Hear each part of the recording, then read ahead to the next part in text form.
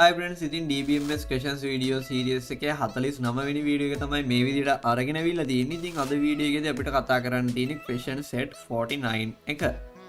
ඉතින් අපිට කියලා තියෙනවා මේකේ question එක විදිහට the school enters the data after installing this software. All school information is included in this software. The principal of the school informed us that the software had to be removed and reinstalled due to a virus in the computer. Imagine that you have chosen yourself for that. Here you can see that the database has to be backup.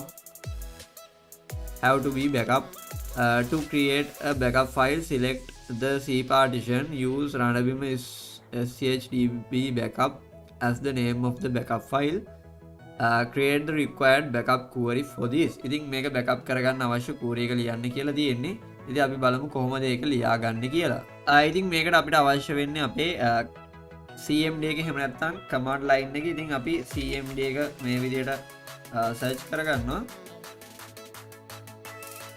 ඉතින් අපිට මේ විදිහට command prompt එක බලා ගන්න පුළුවන්. ඉතින් අපි මේකෙන් තමයි අපේ backup file එක හදාගන්නේ. ඉතින් මේ විදිහට command prompt එක open වුණා. ඊළඟට අපි මේකේ යන්න ඕනේ mySQL වල bin කියන folder එක ඇතුළට. මොකද ඒක ඇතුළෙන් තමයි අපිට පුළුවන් වෙන්නේ අපේ backup එක හදාගන්න අවශ්‍ය file එක run කරගන්න.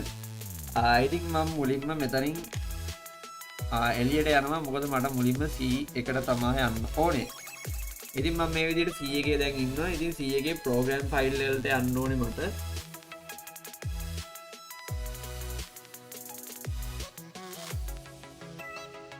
දීලා මේක එන්ටර් කරගත්තට පස්සේ අපිට program files වලට යන්න පුළුවන්. ඊළඟට අපි යන්න ඕනේ mySQL කියන එකට. නිකම් mySQL කියලා දාගමු. හරි, ඉතින් දැන් අපි ඉන්නේ program files වල mySQL කියන folder එක ඇතුළේ. ඉතින් අපි මේකෙනුත් යන්න ඕනේ mySQL server 8.0 කියන එකට.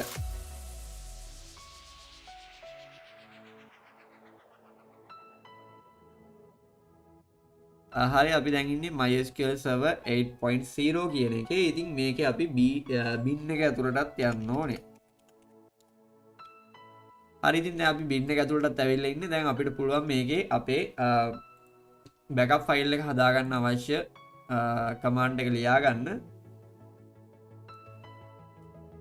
ඉතින් අපි SQL dump කියන එක තමයි මේකට පාවිච්චි කරන්නේ. SQL dump.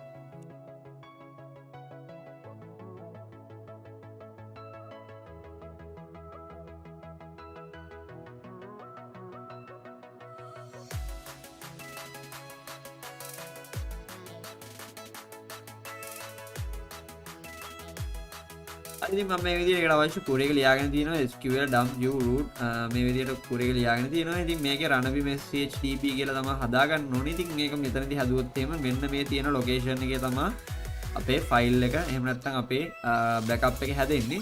ඉතින් අපි ඒ වෙනුවට මේක C drive එකේ හදාගන්නවා. C drive එකේ මම backup කියලා folder එකක් හදාගත්තා. මේ විදිහට දැනට ඒක empty.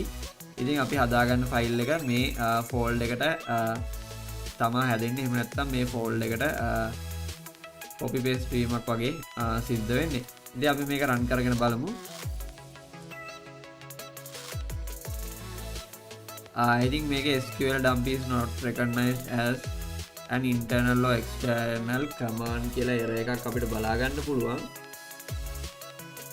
ඉතින් මෙතන mySQL dump කියලා තමයි අපි දෙන්න ඕනේ. මොකද mySQL පාවිච්චි කරන්නේ.